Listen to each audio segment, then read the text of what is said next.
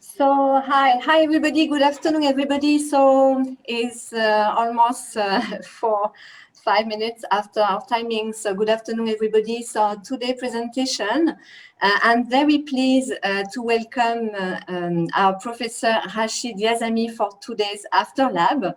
So I'm already from the French Chamber of Commerce, and today we'll have Professor Rachid Yazami, who will do After Lab from today with the subject Revolutioning the Battery Charging Technologies. French Lab is a joint collaboration between Ambassade de France, CNRS, and French Chamber of Singapore. I have also Marc-Antoine, also who is from Ambassade de France. So we will start. I know we have still some attendees we will join us later for this presentation, but I will pass over to Professor Rachid Yazami, and then you can start. Thank you. Okay. Yeah, sorry.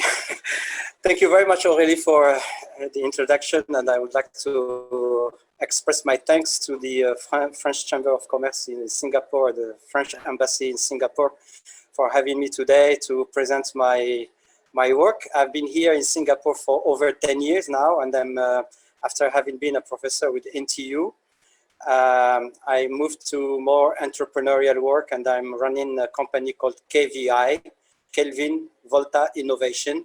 And this company is about developing battery management systems, including what I will be covering today, fast charging of batteries. So the title, you can see it's Revolutionizing the Battery Charging Technologies. I don't think it is exaggerating to say that we are revolutionizing the battery charging technology, as I will show you, and I will be happy actually to interact with you if you have any questions. So this is the outlook of my presentation. I will introduce briefly lithium-ion batteries, the technology, the chemistry and the markets. And I will cover very briefly also what is there in the markets for battery charging, the protocols. And then I'll cover our own technology, which is the NLV, which is the nonlinear voltammetry.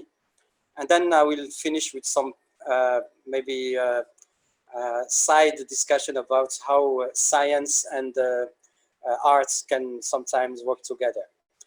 Okay, so this is a brief presentation of lithium-ion batteries. You all have a cellular phone in your pocket, in your hands, and it's powered by lithium-ion battery. This battery has three major components. The anode, which is the minus pole. So maybe I can show here the minus pole of the battery, which is based on graphite.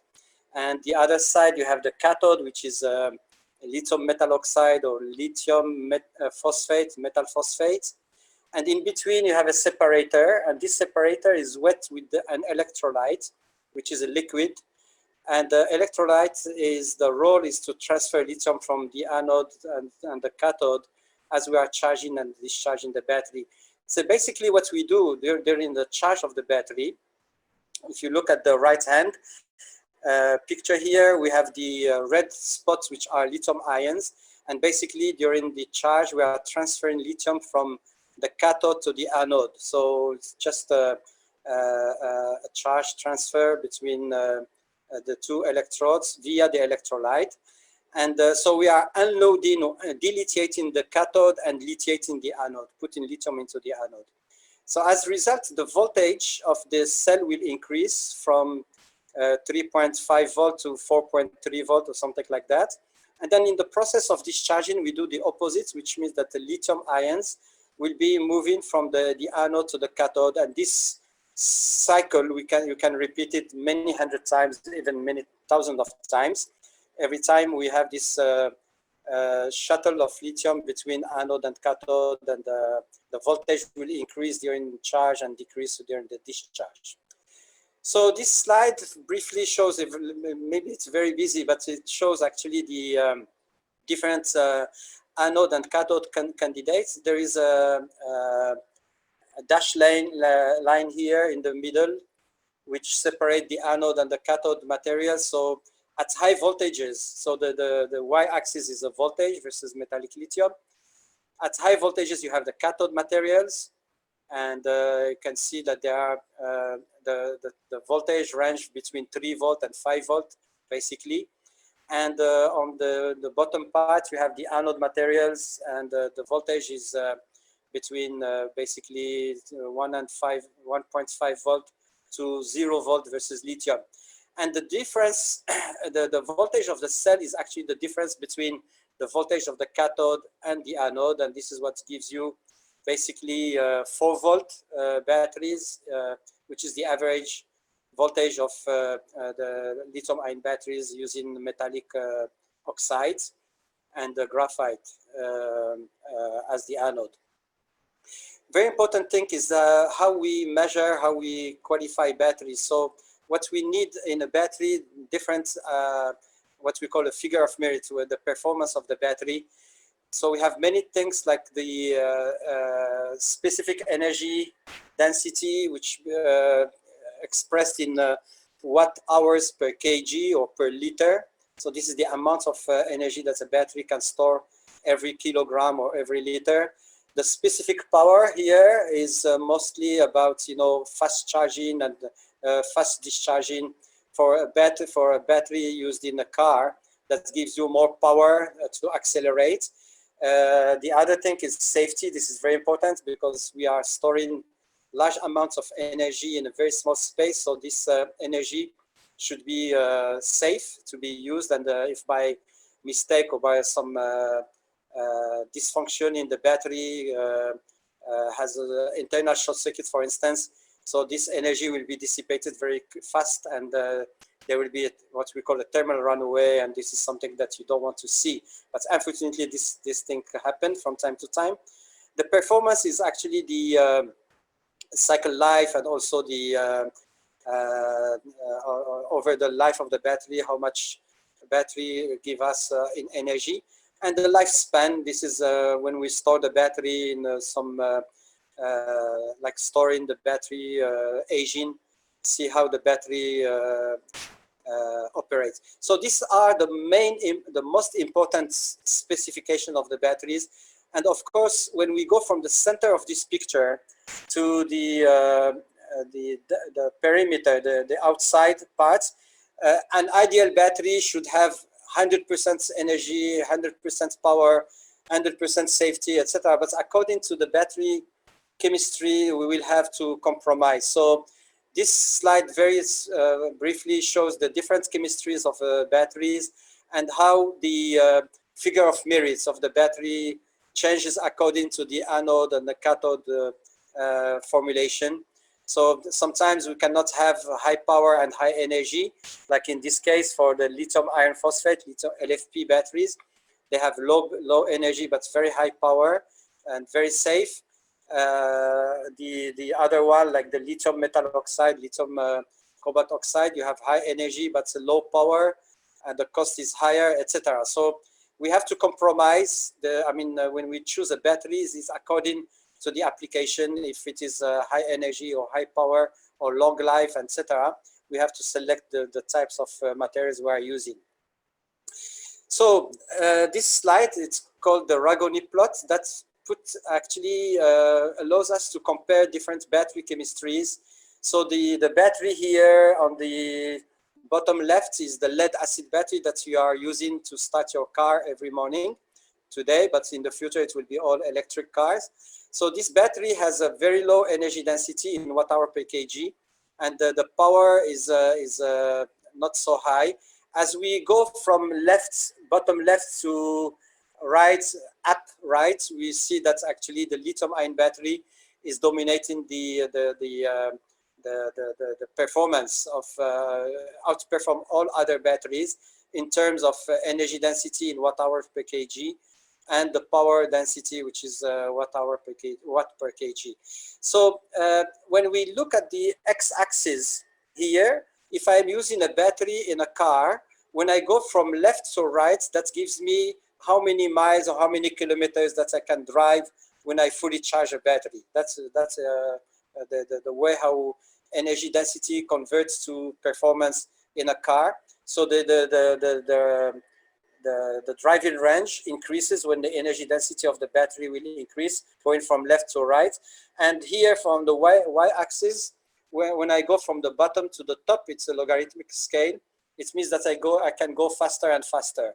So the fastest I run the battery, the shortest is the distance I can run. That's normal. It's the same for internal combustion cars. If you drive your car faster, with the same amount of gasoline, you will drive less miles between two fully charging or fully filling your tank. Applications, so many since the inception of lithium batteries. We have the market is increasing by more than 17 to 20% a year. The market doesn't show any significant inflection even during the 2020 corona virus situation. People still need batteries, so the market is still there. So anyway, there will be a smaller decrease in the production in 2020 compared to 2019, but still the market is very, very, there is an expansion every year, at least 15% a year. So, okay, so this slide shows actually the different applications according to the amount of energy you are storing and the power that you need.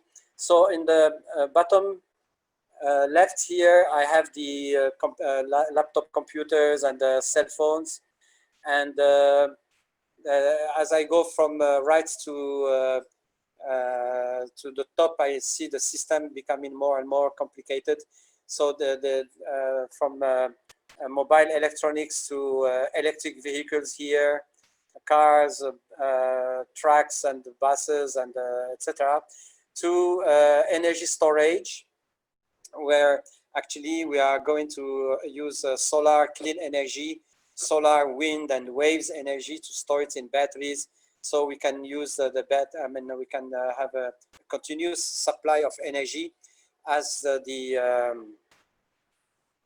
oh, sorry, I don't know what happens here.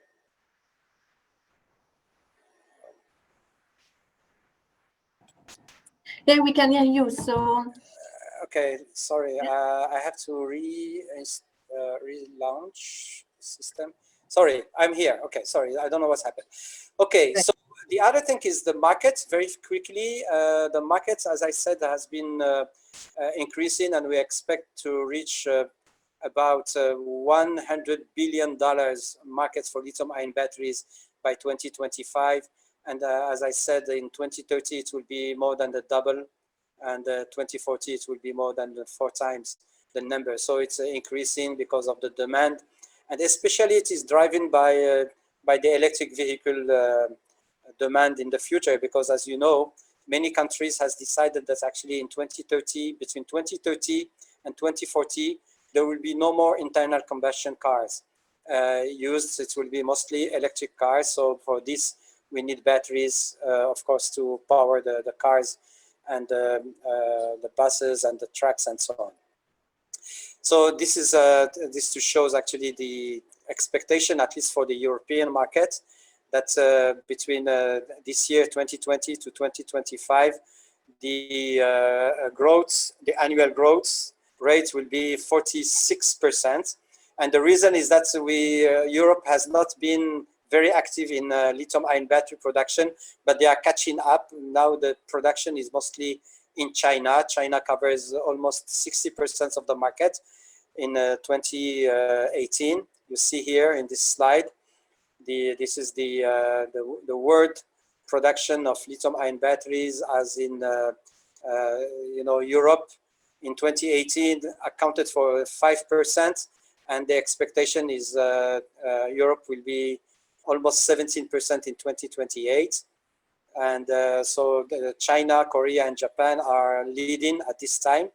The US is also catching up, especially with Tesla, and other company has come in. So anyway, the thing is that this picture will be changing in the next 8 years, because as I said, Europe is coming very strong, especially Germany, France, and UK, Sweden, and Scandinavian countries, Poland, and other countries are coming very strong to build the so-called gigafactories or gigafactories all over.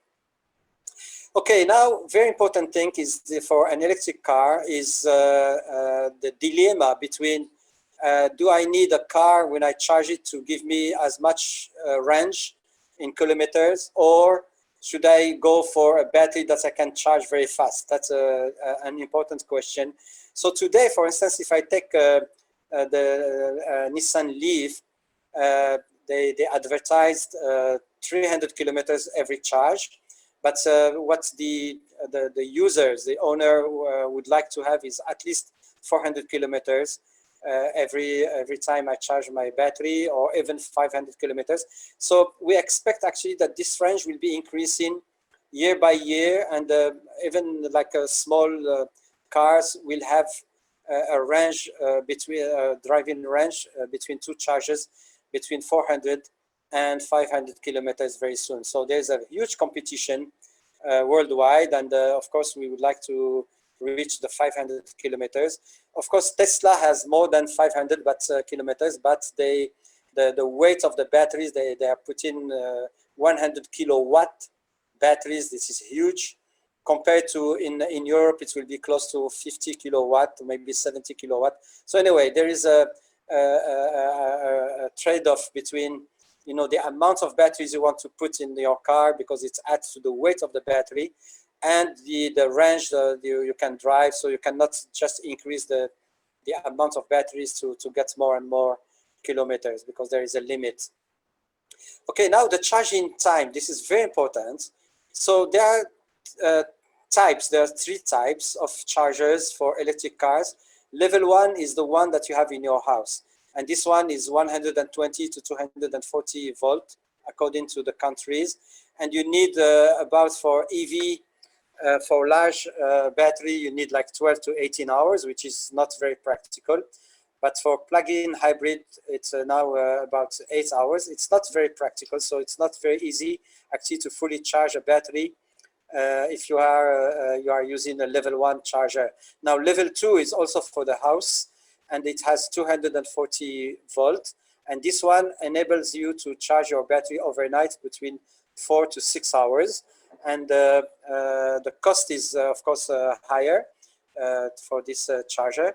And then the next level is type 3, level 3, and this one is for fast charger stations that you cannot use in your house, because most of the houses do not have 48 volt, and the power will be very high. It will be more multi-hundred kilowatts that you need to charge a battery between 15 and 60 minutes and the cost is very, very high.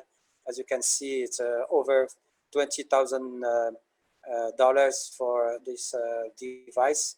So not everybody can have it, but anyway, there's an infrastructure. Every city will have, in Singapore, they are building 3,000 fast chargers in the city for the next couple of years because of the expansion of the AV market. And so these fast charger stations, they will be replacing the gas stations, and in the gas stations, there will be more and more these fast charger stations or for electric vehicles. Okay, now I have this slide for just to give you an example for what is the, I would say, the ultimate technology that is available now in the market. It's a so-called the Tesla V3 250 kilowatt supercharger. And I took this from a magazine called Inside EV online. You can see the link here. And this gentleman is an engineer who tested his Series 3 Tesla car with the 100 kilowatt hour. And the conclusion is the following. So he said that actually it took him only 13 minutes to reach 50% of the state of charge. And then another 28 minutes to reach 80%. But when you reach 80%, the last lane from 80% to 100% state of charge, it took him another 33 minutes. So the total time in this table, you can see for the best technology available today, the V3 250 kilowatt system cannot give you 100% state of charge. I mean, you go from 0 to 100% in less than 1 hour. And I asked one of my friends who has a Tesla car in California, and he said, no way, there is no way to fully charge in 1 hour today. It takes more than 61 minutes because the battery is aging, and the time to reach the 100% is getting longer and longer. So it's maybe closer to 80 or 90 minutes to fully charge the battery with the V3 charger. Okay, now in the industry, of course, there have been many methods to charge batteries. And the most common method is called the constant current, constant voltage, CCCV.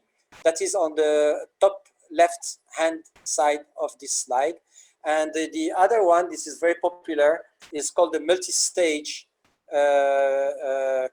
constant current charging protocol. So in the CCCV, basically you apply a constant current until you reach a voltage, which is called here V charge, and then you apply that voltage, and during the constant voltage, the current will drop. Now the multi-stage constant current, it's different. They are applying different constant currents, and then the voltage is stepwise. So this method enables maybe to gain a little bit of time and also to deteriorate, to extend the life of the battery. So now most of the cell phone manufacturers and electric vehicles are using the multi-stage constant current. And according to the discussion I had with some of the battery manufacturers in Europe and in China, the multi-stage constant current, we cannot fully charge a cell phone in less than 90 minutes. Okay, this is the best of what they can do. And this is the same actually for electric vehicles. It's between 90 to 100 minutes to fully charge a battery using the best technology known today, which is the multi-stage constant current technology. Okay, there have been a review article recently, I mean last year, on the lithium-ion battery fast charging review, which I just give you the reference for those who want to read this article. It's very well done, and actually it reviews all the technology that have been used so far. And I cannot go into details, but I just want to highlight what are the conclusions of this article. If we want to fast charge a battery, fully charged from 0 to 100% in less than 1 hour, we are facing many problems. Number one is the heat generation. The battery will heat up. So there is a temperature limit where actually the risk of the battery becoming like dangerous is about 50 to 55 degrees C, according to the battery chemistry. There is a lithium plating. This is very technical. It means that instead of storing lithium into graphite, this lithium will form a layer of metallic lithium on the surface of graphite, and that metallic lithium may make an internal short circuit in the battery, which is something you don't want to see. When you charge a battery fast, you can degrade the anode and the cathode material, so it means that the life of the battery will be less. And also, if you want to charge a battery now in only 1 hour, you will not have 100%. You cannot go from 0 to 100%. Maybe you can go from 20 to 100%, but not from 0 to 100%. Of course, the other impact of fast charging is if you do it repeatedly, is you are reducing the cycle life of your battery, which means instead of having a battery that lasts for, say, 8 years or 5 years, the battery will die after only three years, which you don't want to do, because a battery, the cost of a battery in an electric car is almost 33%, of the third of the car. So you don't want to change your battery pack every 2 or 3 years. And of course, the last but not the least is safety. Unfortunately, there have been many events where people have tried to charge batteries below 1 hour, and there was what's so-called the thermal runaway, which means the battery catch fire, and there is a huge risk, of course, of injuring, or even some people have been killed because of battery explosion. So this one, you don't want to, test it. So I want to present our solution that we have been working on for the last 3 or 4 years to develop different ways of charging batteries. We call it NLV, which is a nonlinear voltammetry solution. So just to tell you briefly, there is a very known technology in the electrochemistry called linear voltammetry. Basically, you increase the voltage linearly with time. So, and then you look, so that the voltage here versus time is linear. And you can see here the response of the battery when you increase the voltage, the current will be increasing as you are charging the battery. And when you are decreasing the voltage, the current will decrease, and then there is a peak. So this technique, linear voltammetry, cannot be used to charge battery in less than 1 hour. No way. Now there is a non-linear voltammetry on the right side of the table, where actually we somehow the rates by which we are increasing the voltage versus time, the dV over dt, is a function of many parameters, including the current itself, the time derivative of the current, the state of charge, and the state of health of the battery. So we have put all of this into account, and we came with an NLV protocol that enables us actually to charge a battery. So instead of controlling the current, as I mentioned before with the CCCV or the multi-step CC, we don't control the current, we control the voltage. We increase the voltage at some rate, and we look how the battery is responding to an increase in the voltage. So if the response is fast, we go faster. If it is slow, we go slower, and so on. So this is what we call an adaptive charging. We are not imposing anything to the battery. We're just increasing the voltage by small amounts, and we're looking how the battery is responding to an increase in voltage. So we built our own prototype. This is a demonstrator for the NLV. So the system is able now to charge a battery for a cell phone in less than 20 minutes. Okay, so you just connect your battery to the terminal of the system, you push the button, you come back after 20 minutes, and your battery is fully charged. So this demonstrator, we are in the process, actually, it has only 100 watt. It's only designed for one cell for cell phones, but we are developing the 1 kilowatt and hopefully the 10 kilowatt analog of this system. So we will be developing our own charging system internal to KVI.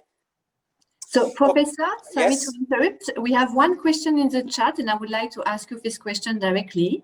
Yes. So, this question in English is, will these batteries have the same problem of loss of performance over time as phone batteries? Instead of 500 kilometers of distance traveling, we may have 200 or 100 kilometers over time. How is this issue addressed? Okay. That's a very good question. Yes. Exactly. I think this is the concern of everybody. When you fast charge, you expect that your battery will die prematurely. We have been, I cannot give because I am under an NDA, non-disclosure agreement, but we have been testing batteries for electric vehicles. We have performed over 550 cycles. It means that it's like I have been to a gas station to fill my tank 550 times, okay? And every time I run the car more than the equivalent of 500 kilometers, okay? So that answers, when we use the NLV, the battery, the performance of the battery are kept. We have lost only, after 550 cycles, we have lost only 6% of the initial capacity of the battery. And the temperature of the cell never exceeded 40 degrees C. Okay, so that's I will show it later. I mean, this is very important because again, we are not imposing anything to the battery. It is natural. If the battery is not happy, we are not imposing anything. So in this case, the battery will not heat up. So this graph shows the typical charge and discharge profile of an LLV, charging. So the red color is the voltage, and it's a left hand, the V, and the blue color is the current, which is the scale is the right hand. And you can see that actually it's the voltage is stairwise. I mean, it's like we are increasing the voltage like stepwise, but the response of the current is different. It's like triangles, okay? And what you can see here is between cycle 1 and cycle 2, the profile of the voltage and the profile of the current is totally different. Because the battery, this is adaptive. So the battery responds to a change in the voltage according to its state of charge at the moment we were testing it. So this is totally different from what we have known so far. If I apply CCCV or multi-step constant current, the profile, the voltage profile and the current profile is always the same, almost the same all the time. So this is the adaptive character of our NLV. So 1 hour, this is just a magnification to show you the current and the voltage profile when we charge the battery in 1 hour. You can see, very important thing is that the voltage at the end of charging in 1 hour is over 4.5 volt, it's close to 4.6 volt. And it's commonly known that actually if you apply voltage, high voltage to the cell for a long time, etc., the battery will die very prematurely. But if you look at the details, we have a rest time. It doesn't show here, but we have a rest time. Although the voltage looks like a plateau, it's not a plateau. Actually, it's not a plateau. Okay. Yes. So, Professor Rashimi, sorry to interrupt again. We have another question by Gohan Demusi. So, yes. Charging voltage is above 4.V volts. How is become possible? How is it possible? Okay, yes, it's possible because, again, this slide doesn't show the details. If I magnify, you will see that actually the voltage is not, number one, always constant. And number two, there is a rest between two steps, between two pulses, the voltage pulses or increase. So because of this rest time, the system absorbs the lithium. I mean, the graphite absorbs the lithium quickly. And so the temperature doesn't go high, and even the voltage is higher. The battery doesn't, there is no adverse effect on the battery. Okay. I'm sorry, I cannot go into the details of this because I have to show more details. But anyway, although the voltage is higher than 4.6 or 4.7 volt here, that's true. In normal charging, CCCV or multi-step CC, if I go to 4.8 volt, I will kill the battery. In NLV, I don't kill the battery because we have this rest time. Okay, so now we try to reduce the charging time from 1 hour to 45 minutes. Of course, I wanted to do this step by step. So this one is 45 minutes, and you can see some, actually the rest time here. There is some white here. This is when the current goes to 0. Okay, so the current is not like just flat, it goes to 0 between two voltage peaks. 30 minutes. With 30 minutes, you can see more details here. You see that we are having this like a pulse. It's not a pulse. It's not a current pulse, but it looks like a pulse, but the current is decreasing as the voltage is like a plateau-like voltage. So this is 30 minutes. We have it successfully. 20 minutes. So this is actually what we thought would be the limit of lithium-ion battery. Again, remember that Tesla is unable to fully charge a battery in less than 1 hour. Okay, and we are charging a battery for electric vehicle in 20 minutes or even less than 20 minutes. 10 minutes. This is okay. Sorry to interrupt again. I have a question again about this graph, and I think because it's ongoing discussion and ongoing sharing and question, Okay. we have a question from Bau. So this question is about oscillation frequency. So he said, I have a question on, is the oscillation frequency constant or variable? He said, I imagine this phenomenon and due to the filtering behavior of the battery, which transfer less energy in constant use mode. Wow. Actually, actually the frequency is varying with the state of charge. Okay. Okay. So we don't have any set frequency. And again, you have to think out of the box. We are not doing pulse. In a pulse, you can control, the frequency.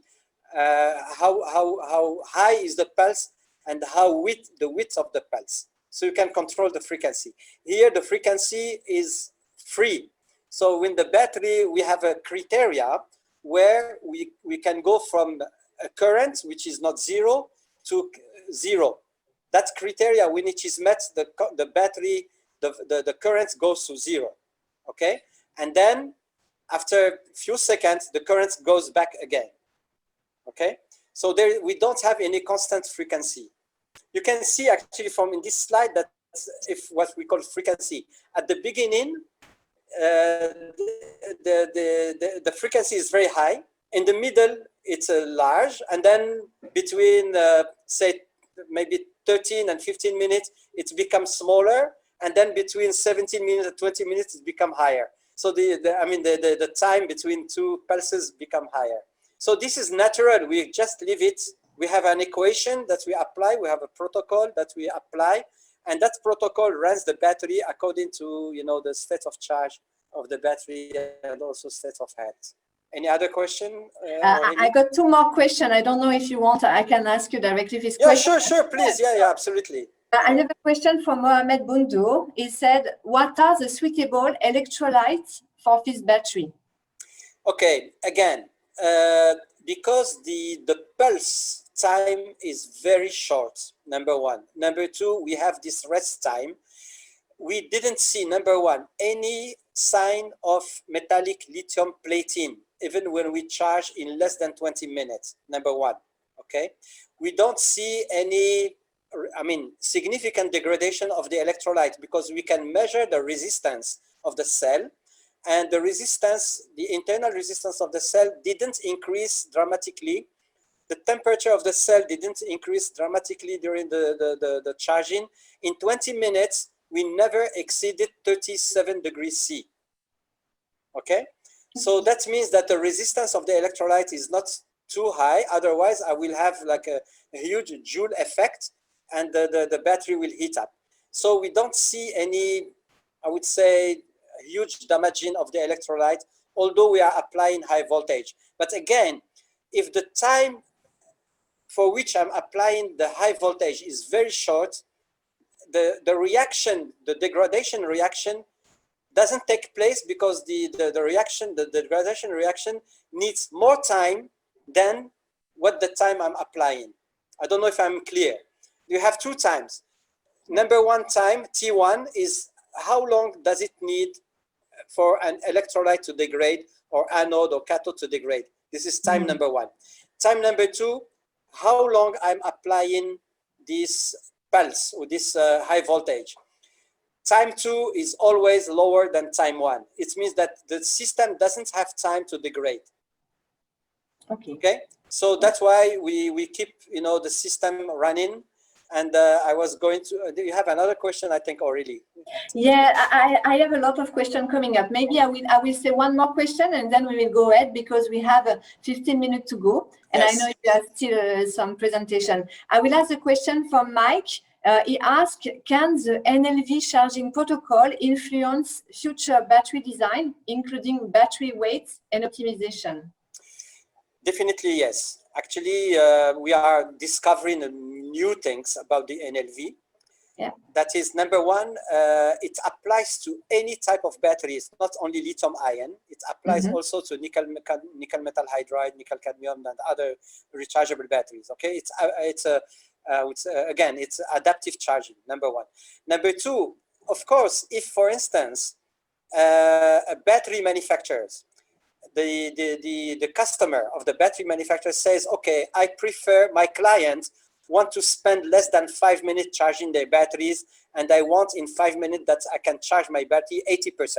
For instance, this is one requirement. They can design the battery according to this, yes. However, in this 5 minutes charging and 80% state of charge, probably the range, the driving range will be less than 300 kilometers. So it's a matter of choices. If you have enough time to fully charge your battery and you have high energy density battery, you can wait maybe 20 minutes, 30 minutes, and you fully charge your battery and you can run 500 kilometers.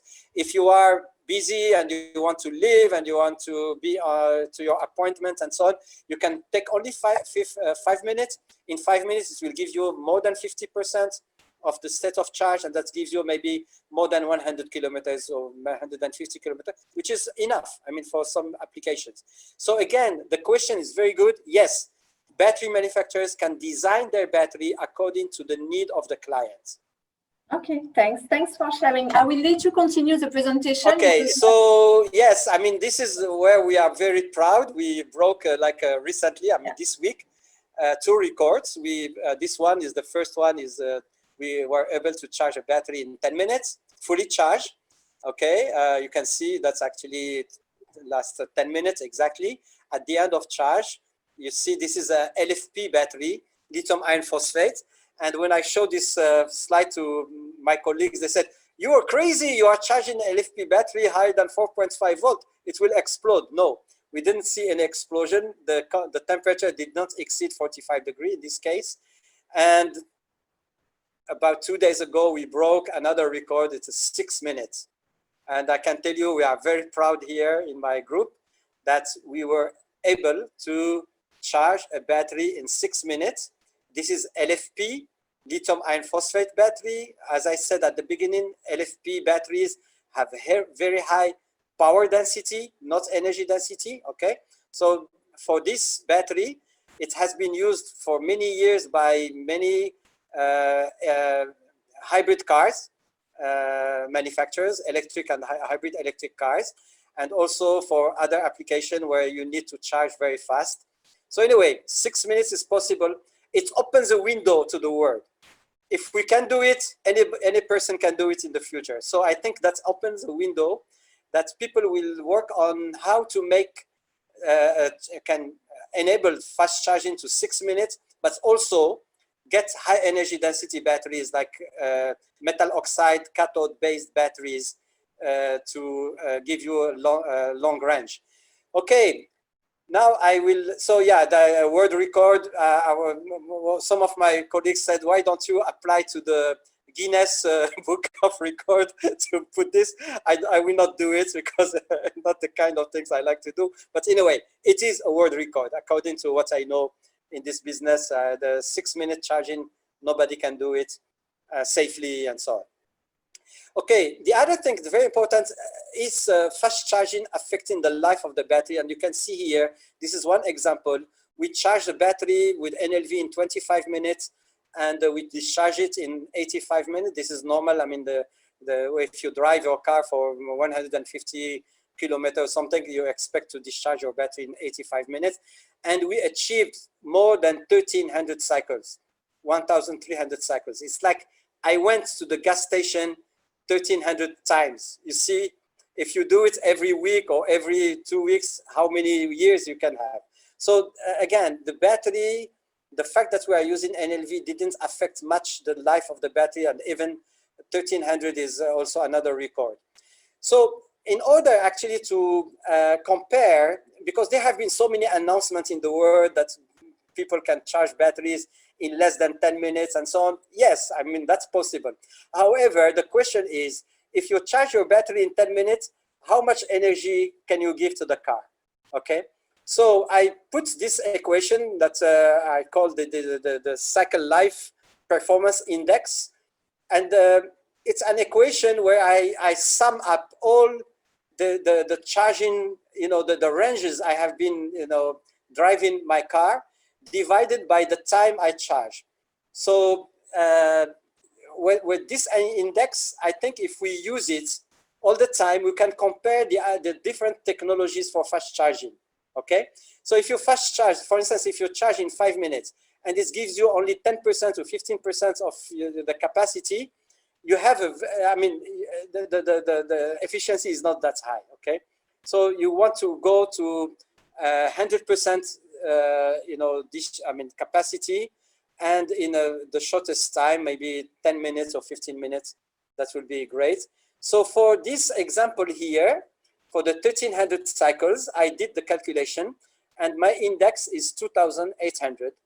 Okay, I hope I can see these numbers. So as I compare the other technologies, if there's any other technology, I will be happy to compare to this number. But so far, this number is the highest in the world, to my knowledge. Okay, now transition from science to arts, and I like to have fun in my life, just to see how we can make bridges between science and art. And actually, when I do NLV test, I come up with this Excel table. Excel table has at least 20 columns, and it's full with the numbers and so on. Some of the numbers we can use, some of the numbers we cannot use, etc., etc. It's a lot of data we are collecting. So what I did, actually, I just, for fun, tried to connect, column number 12 with column number 35 or something, just to see what I can have. And this is what I have. This kind of art. This slide is a result of NLV testing on a battery. Of course, I did some editing, changing colors and so on. So this is one example. And I'm planning actually to have an art expo somewhere in Singapore to start with, and maybe other places in the world, just to say, yes, you can take the data from the battery testing and get some artwork like this. This is another example, okay? You can see it like a forest tree. I don't know if it is clear enough. This one is another one, just to show you examples of, what we can do with the NLV data. If we combine them, this is another piece of art. I don't know if people like it or not like it, but anyway, it's very different from what this is another one. Okay, just to give you a few examples. Okay, the last one, this one, many people like it. Anyways, that's, the one that I also prefer. Okay, so just to summarize, we developed NLV, nonlinear voltammetry. That NLV enabled us to charge batteries in 6 minutes without exceeding 50 degrees C. We tested this technology for over 1,300 cycles without losing much of the initial capacity of the battery, okay? We can charge the battery to voltages higher than 4.3 volt, which is the standard voltage. And because we control the time of when we expose the battery to the high voltage. And the work that we are doing now, the next step is actually to introduce some of the artificial intelligence method or principles to improve the NLV charging system. So science, of course, the last but not the least, which I like most, science and arts are very compatible, and I would like to extend my thanks to my co-workers, Professor Douglas Maskell from NTU, and engineer Sri, who is working on the software development, and he has been very, very helpful, and also Audi Amalina, who is helping also with battery testing. And with this, I would like to thank you very much. I would like to open to any question if you have. Thank you. Yeah, thank you, Professor. There's a lot of questions, and thank you. That's very interesting. Thank you for sharing. So we have 5 minutes to go. I will select the question because you have a lot in the Q&A. So if you see, maybe I will take one from Ufardin. He asked, what is the battery capacity that you have used in your experiment? Okay, we wanted to make sure that this technology is universal. It applies to any battery, number one, and to any size or form factor of lithium-ion batteries. So the range of capacity of batteries we tested went from 120 milliamp, very small batteries that are used for some very small electronic devices, to 40 ampere hours. 40 ampere hours is the battery that is used in electric vehicles. Okay, so we have batteries from below 1 ampere hour, 0.12 ampere hours, 120 milliampere hours, to 40. So we have been most of the tests were conducted on the 18650 cells, and the capacity is between 200 and 2500 milliampere hours to 3400 milliampere hours. This is the most popular battery that we have been using, 18650 cells. Okay, thanks. I have also a couple of questions. So I will select also some. We have a question from Laurent Fabry. He asked, does all batteries of same characteristics have the same behavior and response? Well, again, if I take one battery, as I said, the cycle, the charge and discharge profile, mostly the charge profile, is different from cycle to cycle, number one, because it's adaptive.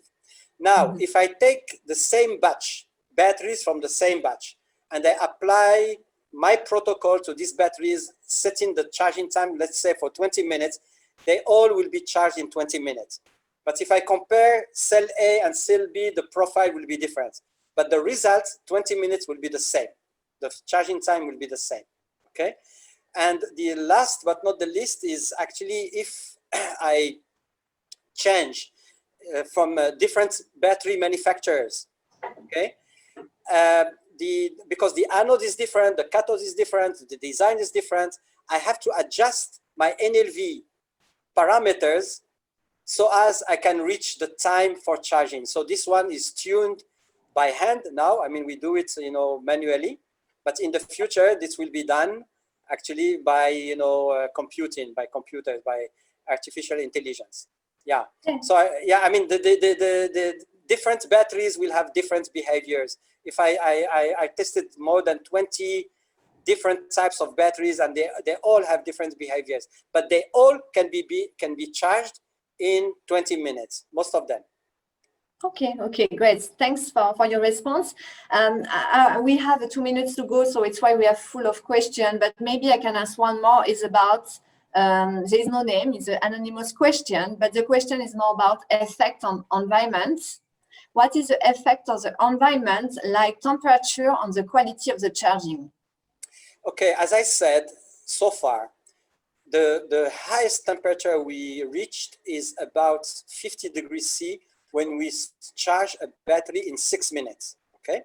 When we charge the electric car battery in 16 minutes, between 20 and 80, and between 20 and 100%, we added 80% of the charge, the temperature never exceeded 40 degrees C, okay?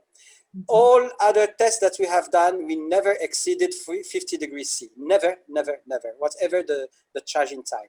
So I think this technology, because it's adaptive again, it doesn't generate too much heat, because the time we rest the battery is the time where actually we have this effect that is endothermic effect that tends to cool the battery, because of the charging reaction is endothermic. I don't know if people understand what's endothermic. It means that the charging reaction absorbs energy. So the battery should be cooling when it is charging. Okay, thanks for your reply. So it's almost 5. I would like to ask you, because we have a couple of questions. So Professor, do you want to continue maybe 5 or 10 minutes more, and I will Absolutely. ask you some questions? Yeah. Yes, sure. Okay, no problem. sure. So I'm continue, because I think interesting question in the audience is keep asking questions. So we have a question. Let me know. It's so many questions I need to read also.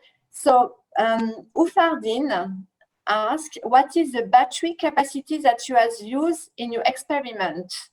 I think I already answered this question. Yeah, again, between 120 milliamp to 40 ampere hours. Okay, so that's good. So we have a question from Omar Rani. is it possible to avoid lithium plating after this very fast recharging? This also I addressed. We never observed lithium plating, never, Oh, okay. using NLV. Yes. Yeah, sure. So one question from GMP. He said, as there are many cells in series, I suppose that there is a need to egalize the cells. Is it done during the rest time? This is a good question. Actually, we tested, all the data I showed today is only one cell, okay? However, we tested batteries in series and batteries in parallel. The system works as well, okay? We can do, now the question is balancing the cells. That would be possible, I think, if we charge each cell independently. Okay. So if we have cells in series or in parallel, we can actually charge them independently. The most important is to know if we are at the same ampere hours, not state of charge, same ampere hours of all the cells when we reach 100%. That's very important.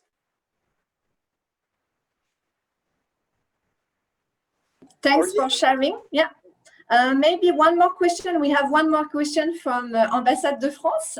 Marc-Antoine, you have one interesting question. I don't know if you want to ask the question or if you want I read the question.